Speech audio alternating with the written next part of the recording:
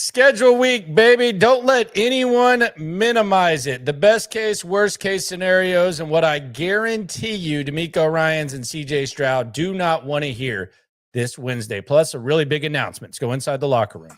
Yeah. It's the locker room on YouTube. You know what it is. Let's get it. Hey, locker room. Yeah, we in the locker room. Texas talk. Yeah, you know what we about to do. Localize every angle's what we really do. We the source. Schedule week. One of my favorite times of the NFL season. I'll be honest. I like everything about the NFL offseason. It is the locker room, number one source for Texans digital content. I am Landry Locker. You can see me here throughout the week. Also on SNL. Got a massive, really big, really special announcement about SNL with myself and Cody Stute. Something that's going to happen Wednesday. We got a big day on Wednesday. We're going to do the normal show with a special announcement.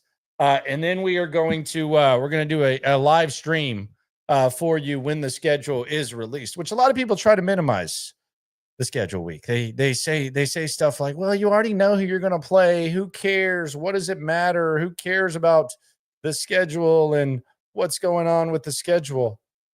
It matters. And the reason that the schedule matters is because it's about when you play, guys. It's about when you face certain teams. There's some teams that we'll get into that it's better to face them. It's better to get them at a certain time. And you want to know when the bye week is. And quite frankly, you want to know when the what your travel plans are going to be. And it's also, as we are a couple months away from the start of camp and the start of the season, it's also a time to kind of have like a tangible thing as to, and a tangible reason as to why, what you're going to be doing whenever the schedule comes out. Oh, the Texans are playing so-and-so. Oh, I might make a trip here. So we'll see how the whole thing goes. It's going to be fun. Don't let anyone minimize the schedule game. It's going to be fun. It's going to be a lot of fun. Looking forward to it, no doubt. So let's just lay this out real quick. Let's look at the Texans home opponents and let's look at the Texans road opponents. The home games really appealing. You got two teams that I would say are in your tier, one above your tier and one that is kind of in the same spot as you in Denver. Buffalo, obviously in the elite company in the AFC. You beat them last year. They were very, very banged up. So you're going to face Buffalo. Then you got Denver, Sean Payton and company. They got to the playoffs. They got their second year quarterback. They're basically in the same position that the Texans were a year ago today. And then you got some other interesting teams in the Raiders, Cardinals, who arrow appears to be pointing up, but you never know. I feel like we've been saying that about the Cardinals for a while. And then the 49ers and Buccaneers to top that off. So the home schedule is tough. Now, the division, for the most part, it's typically similar, but you do have the first place, few games, few mix. And we'll talk about the division and some statistics that I think should interest you when it comes to the Texans division opponents. Now let's take a look at the road games that the Texans are going to be traveling to. You get to go to LA twice. Those aren't very hostile crowds. Those are really good football teams, though. You have the Rams, who contender last year, lost in the snow to Philadelphia, and then you have the Chargers, another team in that tier that you beat the crap out of in the playoffs. And then, I know people always say, God, we always got to go to Baltimore and we always got to go to Kansas City. That would be true.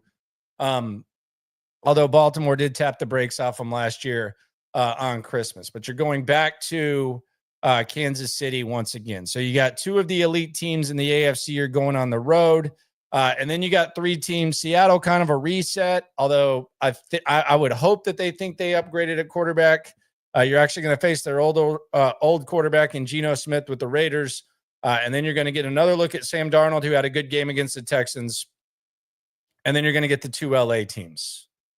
So that's what the opponents look like. So we know what the opponents look like. The question now becomes, when do you want to see each of those opponents? And for me, it's kind of simple when it comes to the layout of this schedule and who you would want to see and win. I think there's 2 different areas that you need to look at when it comes to hoping that this happens on Wednesday. And speaking of Wednesday, stay with me for a big announcement on SNL on Wednesday that I think it's a special one. I'll just say that for the 60th time. A Gonzalez on the super chat. Shout out to you, my friend. Hope you're having a good Monday night. You ain't never hate. Swarm.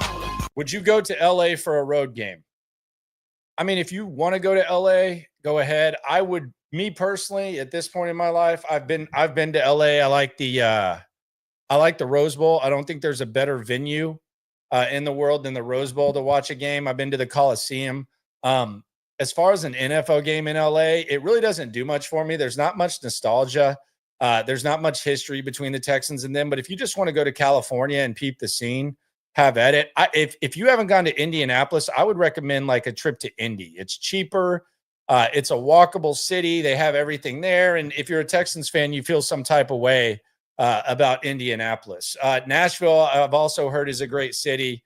And there's a decent amount of Texans fans that go to Nashville. So if I were going to a road game, unless you've already been to those, I would go to one of those, and they're also cheaper trips. But as far as like an NFL game in LA, I don't know if that really excites me a ton.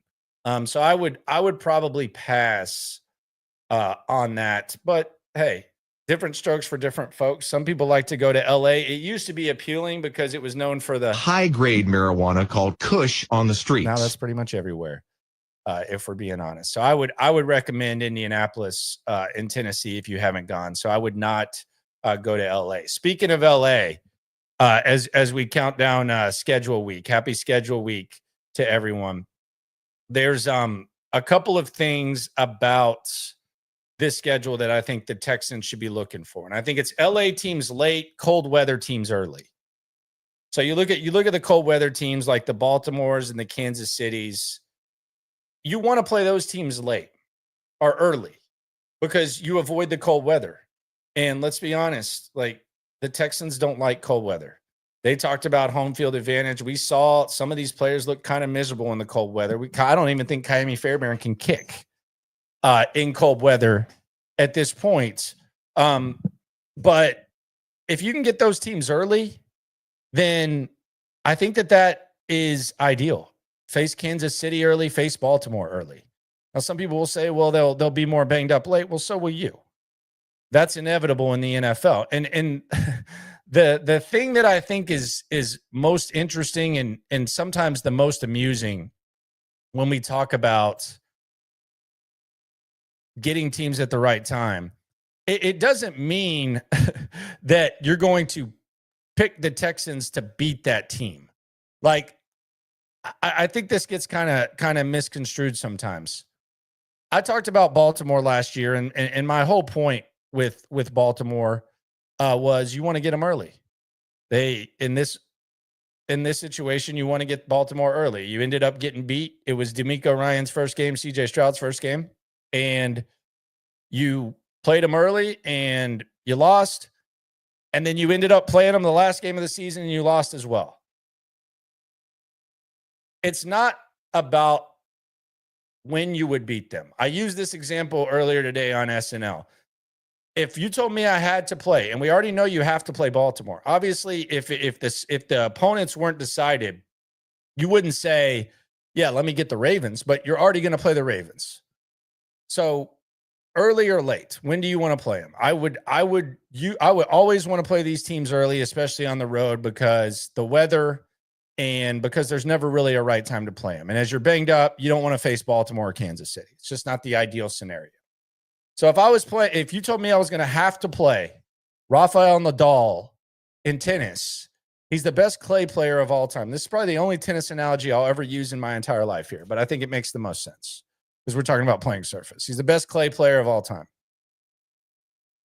I would rather play him on grass than on clay. There's ideal scenarios for everything.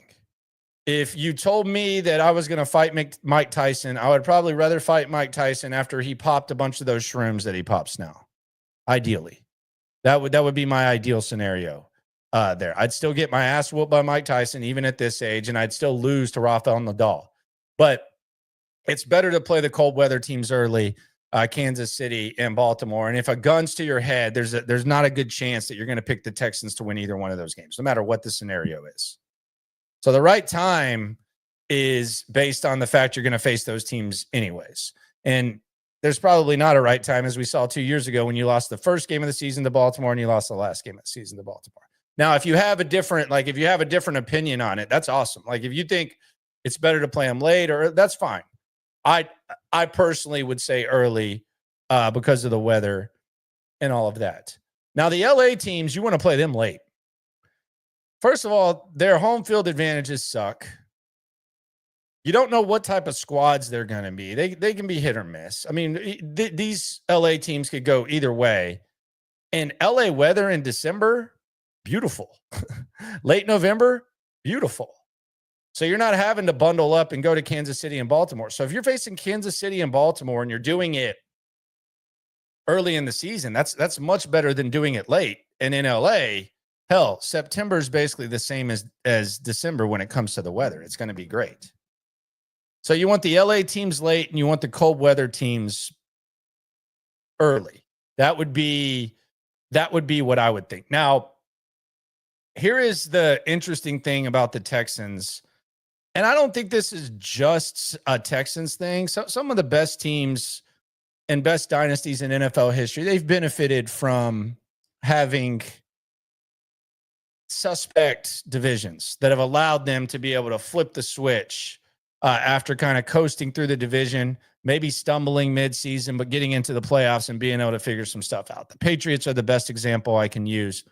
The AFC East was terrible for a large chunk of their runs, and they were able to flip the switch. Now, the Texans, if you look at the AFC South the last two seasons, and we're talking about the DeMeco Ryans and the Nick Caserio era, the Texans in the AFC South, they're 9-3 the last two seasons. And in the regular season, they're 20-14 overall. So they're 9-3 in the South, and they're 20-14 overall, 10-7 seasons. That's good.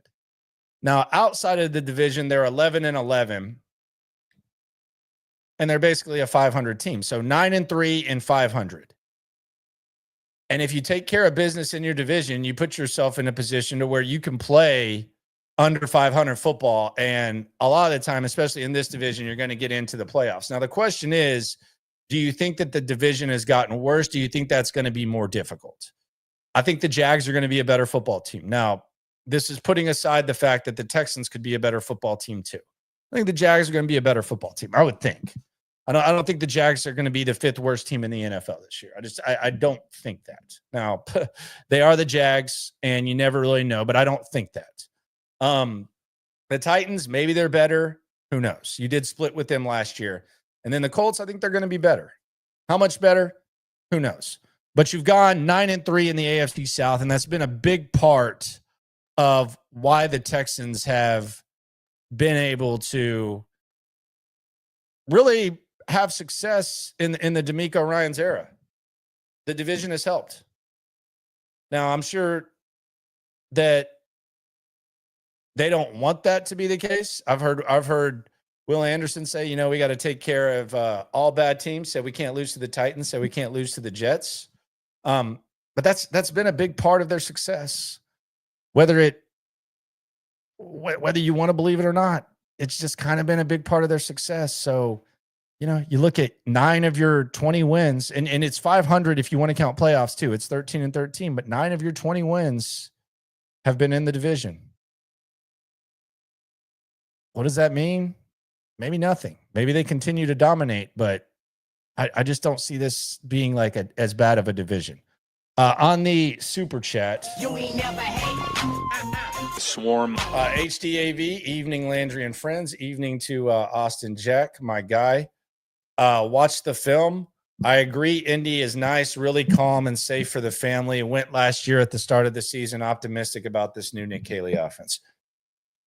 Yeah, it is a nice walking city for sure. I would agree with that, and everything's just right there. That's really why I like it. I just think everything is right there, and that's what I like the most about it. That's my sales pitch for Indy. Now, it was the combine, and combine was a fun event. We were loving what was going on with the Texans. It was a little draft season action. But yeah, strong recommendation with Indy. As far as the Caley offense, we'll see what it looks like. We were talking about this today, me and Cody, with someone. I'm intrigued to see what it looks like. I think it's the biggest mystery of the offseason. I mean, it's really going to determine a lot. It's going to determine the fate of your quarterback. It's going to determine the really fate of your football team. And I do anticipate defense to be the strength, but I do think Nick Caley's offense and what the hell it is going to be a thing. HDAV again, Landry just hit Tyson with an uppercut. Example, Buster Douglas. Yeah, but I thought Buster Douglas was down for 10 seconds before he knocked him out. If we be honest, I thought he was. I thought he knocked him down before. Brandon Flores, what time Wednesday does the schedule come out? We'll be live streaming at 7. I think that's the time that it comes out. Might be able to figure out some things before. So we'll take care of business there. This is a good question. I'll answer this. What are some signature wins for DeMeco so far? I would say both playoff wins. Signature wins.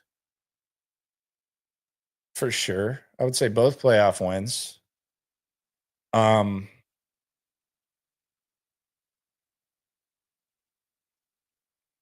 The Cincinnati game on the road before Burrow got hurt in 2023. The Buffalo game where he made Josh Allen look bad. I know he didn't have his receivers, but I would say that was a big win. The Indianapolis final game of the season, I would say would be a signature win. Prime time, win or go home. And also, I would kind of say the Pittsburgh and Jags game in year one when they started out 0-2, the offensive line was depleted, and they just won those 2 games. I thought that was kind of that was kind of symbolic of what DeMeco's teams are, where if they're shorthanded, you can't really count them out. So I would say those would be a signature wins. The Tampa Bay game was a fluke. I mean, how would that be? I don't know. I think that was as much of a CJ Stroud win as a DeMeco win. I mean, it was exciting as hell. And they figured some stuff out. And I guess you could say, like, from a coaching perspective, they decided to kick the field goal with Dare. And they made some interesting decisions. But I thought that was as much of a CJ Stroud game as a DeMeco game. Quite frankly, his defense was getting its ass whooped. If we're talking because if you think DeMeco, I think about like his identity and what he is. Before they scored at the end of the game, the defense actually gave up a drive that could have ended it. So I wouldn't count Tampa Bay, but that's just me. I wouldn't put that. Browns playoff game, no doubt. Chargers playoff game, no doubt. That's really it. Texans forever says Landry, you're alive. I don't know what the hell that means. I've been alive every day, brother. Don't know what you're talking about. Are you alive, Texans forever? I've been here every day, Holmes. Colts win or go home, I would agree. Dolphins, really. I mean, they weren't good. So I wouldn't say Miami. But yeah. Oh, you're saying I was MIA last night? Nah, I scheduled it wrong like a dumbass. I tried to get ahead of it and schedule a Sunday stream, but people know it's Monday through Friday, special Sunday. My dumbass scheduled the stream, and I guess normally it'll auto put it for tomorrow, but it was it was put for today, so that was on me. I should have dubbed on that. I don't think the Dolphins were quite humming on offense. You might want to look that one up, brother. Like, Dolphins were humming on offense. I would say probably not. That did not happen, but we'll see what happens with the schedule. Again, 9-3 in the division, 11-11 outside. So I don't speak for DeMeco Ryans. I don't speak for CJ Stroud. I think a lot of times there's different feels in a locker room, and there's different feels like with players, coaches, and what they're thinking and what they're saying and all that. But I can say with pretty certainty that everyone in that building hated the 2024 schedule. Now, they didn't always hate the 2024 schedule, but when they actually started playing it, they hated it. When it came out, they were like, cool. We're getting a lot of attention. We're getting a lot of love. We get to honor Andre Johnson. This is cool because the season before, every game was scheduled at noon on Sunday. Every game. The only one that didn't end up being at noon on Sunday was the one that got flexed to Saturday night against the Indianapolis Colts that we previously mentioned here when talking about big wins for DeMeco. Last year, this team was exhausted. They didn't know what day it was. The people working in the office didn't know what day it was. And I think especially the rookies, and the most important rookie from the previous year, second year, CJ Stroud, was a little bit worn out by the schedule.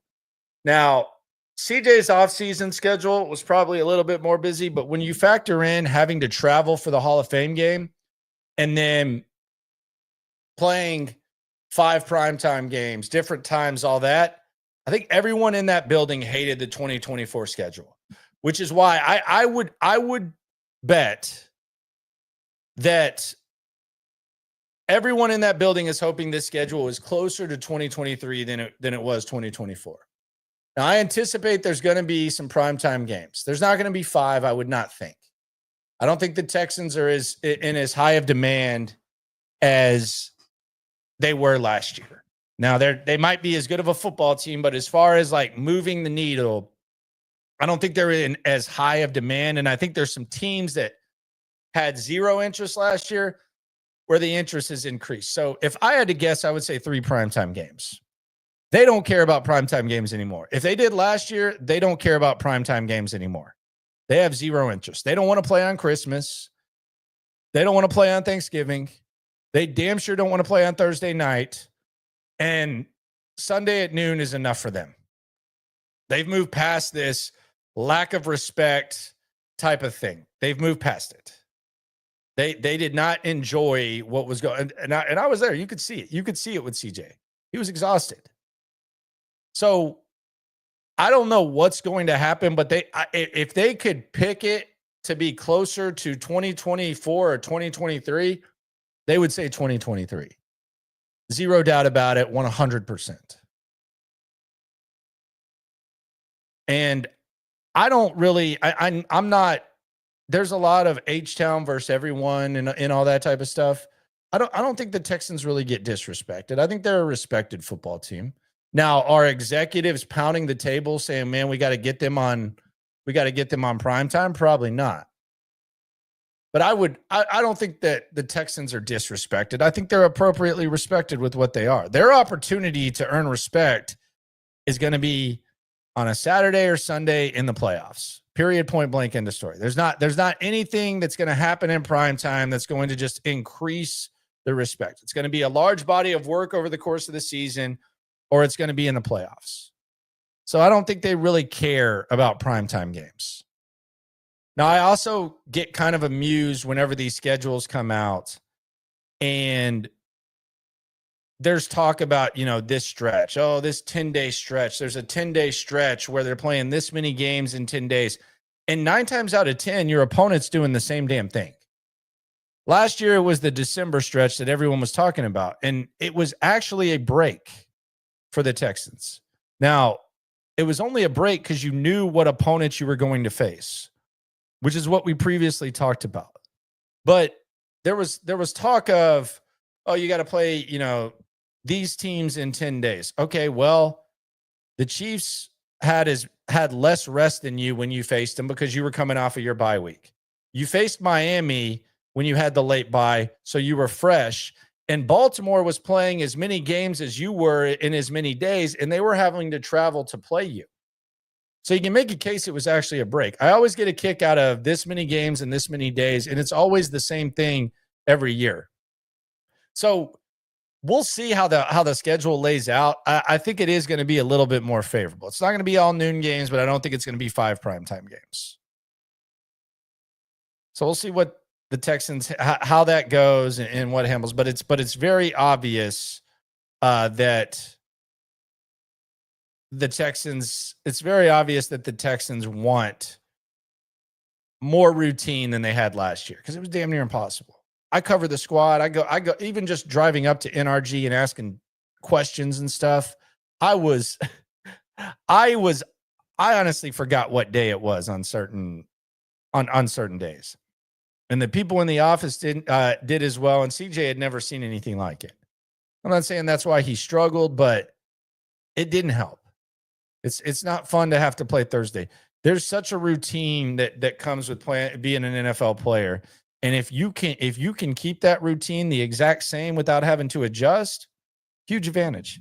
Really, credit to them last year for being able to win as many games as they did the previous season. I mean, that's not easy to do. And they kind of battled through it, and eventually they got the opportunity to get in the playoffs, and they beat the Chargers' ass. And they kind of got to take a deep breath after they finally wrapped up the division, but they were exhausted.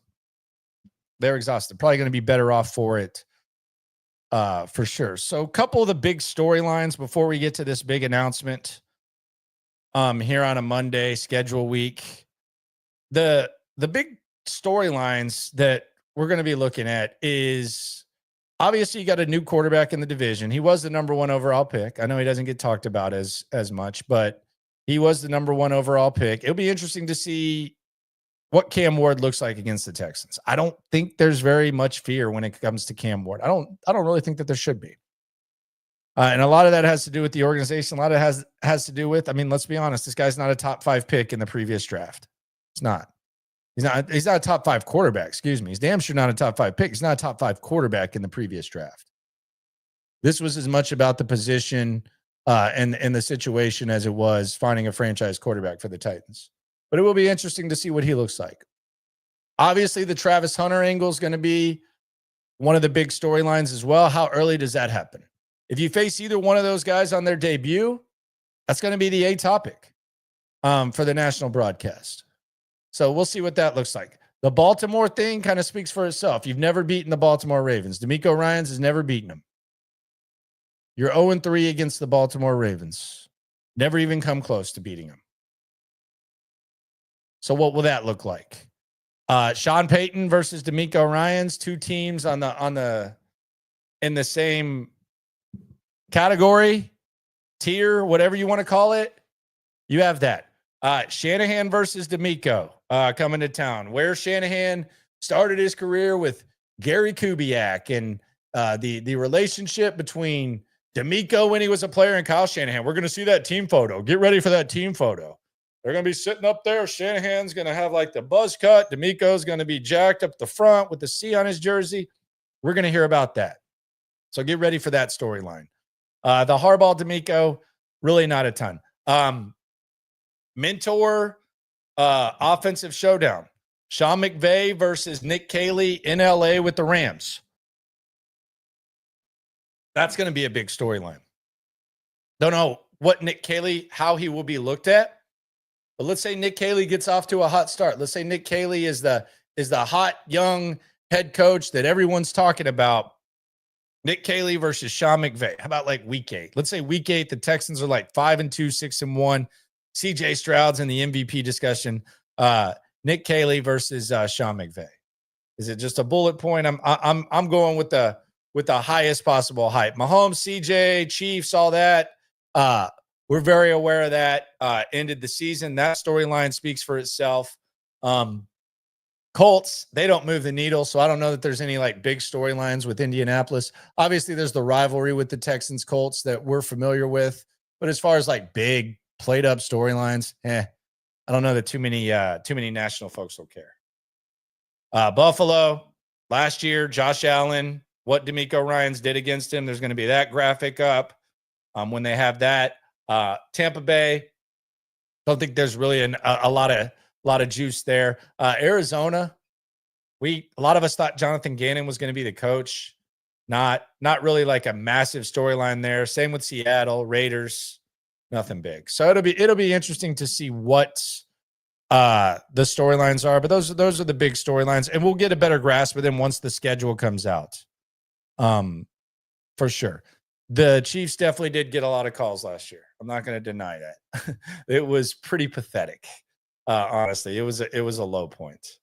And we'll see how they go. Someone said, Fifth Ward Texans said, until I start watching them beat the best teams and elite teams in the league, then we'll go all the way. Yeah, I mean, you obviously got to beat good teams. 11-11 or 13-13 outside the division is not going to get it done. And if the division gets better, you're obviously going to have to get even better against good teams. So, yeah, I would agree with that as well. But happy schedule week to everyone. Got a little hoops going on right now. Minnesota taking waited for that 3 to go in. Yeah, they're taking control against the Warriors. Looks like the Warriors might die. Celtics might have died today as well. Jason Tatum, man, they just can't get easy shots. Boston just cannot get easy shots. Even when they had it going, even when Tatum was doing his thing, it was just like, man, this looks very difficult. And then they went down. So New York going crazy. And now the T-Wolves are trying to handle business. They got the breaks. The Rockets did not. And Anthony Edwards is in his bag right now. Good God, King of California right now. So the NBA playoffs are going nuts. And yes, really kind of suspect, but it does feel like the Mavs might have gotten a little bit of a break. They couldn't let the NBA die in Dallas. They couldn't let that happen. And it does make you wonder, like if you were making that Luka trade and they told you you're going to win the lottery and you're going to get Cooper Flag, do you make the trade? I think the answer might be yes. Might not be the worst trade. So wild that it went down like that. The two other teams in Texas with the top 2 picks, tough night for the Rockets. But sometimes it'd be like that. And basketball is back alive in Dallas, and Nico looks like he might have made a deal with the devil, a.k.a. Adam Silver. All right, so we got a big announcement on Wednesday on SNL. We are going to have a special guest, and it is going to be Frank Ross. Frank Ross is going to be live with myself and Cody Stutz at 4 o'clock on SNL. We've made a deal with Frank because they said that they wanted to push his charity event, and it's a pretty cool thing. He gives haircuts to homeless folks. And Frank is a guy who he likes to cut hair, but he gives haircuts to homeless folks. It's the 4th annual event. He's been doing it for a while. And he was trying to raise awareness and donations. And me and Cody just said, hey, why don't y'all let Frank come on the number 1 stream in town, the best. It's 2 guys that he's familiar with, and he can answer questions, and we'll donate to the charity. And me and Cody are already going to donate, and we have decided that all super chats will be used as a donation towards Frank Ross's charity. So if you're a regular attendee and you want to ask Frank Ross a question, you can ask him whatever in the super chat, and it's going to go to a great cause, and we'll get to cut up with Frank. And it won't just be BS. We'll ask Frank about special team struggles. We'll ask him about a lot of stuff. But I think it's a good opportunity for him as opposed to tweeting out some sort of picture. So Frank Ross is going to join us live at 4. You can get your questions in, and all proceeds, all super chats will go to his charity, and we will get that done. So 4:00. That's the special announcement. Corny as hell by me, but you know what? What else was I going to do? So we'll get Frank Ross here at 4. You can ask him whatever. You want to ask him about the Chris Boyd push? We can ask him about the Chris Boyd push. He hadn't talked about it yet, so you can be the first one to do it. And then boom, charity. It'll go to charity, to his cuts, and we got you covered. So yeah, one of the most exciting guys on game day, and I guess a future friend of the show. I've interviewed him a couple times on the radio. Always a fun time with Frank. And this is a good cause, good thing he does. So we'll cut up with Frank. Be sure to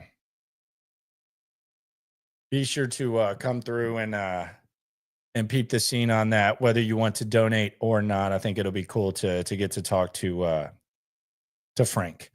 I saw something interesting today, and I don't think this is credible. I actually think this is one of the worst Twitter accounts.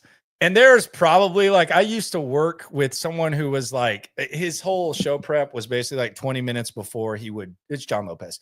He would scroll through, and me and the producer would joke about what he would say, because it's just a morning, like, wake up and a scroll through about like that was the show prep. And like stuff like this would come up, and it would be like, yeah, I saw that they're saying that Juice Scruggs is going to have a good year. And it'd be like, who's they? Oh, I don't know. Some reporter, but it was JPA football, and they got it from SOG football. But I just thought it was interesting to see, because I do see this stuff on the feed, but look at this. So this is the top 10 breakout candidates for the 2025-2026 season. And Juice Scruggs is number 7. If that happens, and I don't think you can take this to the bank because it is JPA football, but if that happens, my goodness, what a time to be alive. Juice Scruggs, the number 7 candidate, according to some no name. And I thought this was the funniest comment.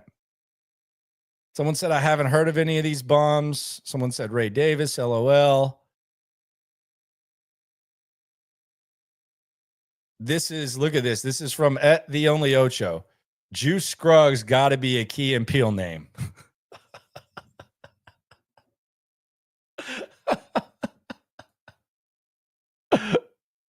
That's a good one for sure. And best case scenario, if Juice Scruggs is on that list and that does end up happening, then you're in good shape. But that is a funny comment. And that's one of those graphics that I saw, and I was just like, hey, that is interesting. Appreciate y'all for rolling through. Y'all are really mean to Juice Scruggs, by the way. Juice Scruggs, you know who misses Kenyon Green and Shaq Mason more than anyone? And Tunsil just had a few false starts. Juice Scruggs. Because there was not people being mean to Juice Scruggs. Even though the play wasn't great, he at least had the shields. He had some big-ass shields. They might not have been able to block C.J. Stroud. All right, let me say this. If Shaq Mason and Kenyon Green could block defensive linemen the way that they blocked criticism for Juice Scruggs, the Texans would have won the Super Bowl last year, and they probably would have had the best offensive line of all time. But now Juice Scruggs is a target, man. He is a target. So reminder, spread the word. Wednesday at 4. Our guy, Frank Ross. I always like to mess with Frank Ross. I like to ask him tough questions, though. He's going to join us for his charity cause. We will be donating, but all super chats go to him. And the full amount. Sometimes, like, YouTube will take sometimes super chat stuff. the full amount. So we will take the full amount and we will donate it to Frank Ross's charity. Your question will also be asked if you've ever wanted to ask Frank Ross a question. It can be any type of question. He's done a good job, but hey, he can face the heat. He'll especially do it for charity in the largest Texans community. Appreciate y'all for rolling through. Subscribe, like, right along. We the source, we the pulse of the city too. Landlocked, got the game in the headlock. Localized every time, can't stop, won't stop. Yeah, we top 2 and we not too. Plugged in daily digital on YouTube. We got taste for days, opinions to give, we got takeaways. If it's up, then it's up, we number 1. You don't need to try your luck. Locker room, yeah, we in the locker room. Texas talk, yeah, you know what we about to do. Localize every angle's what we really do. We the source, we the post.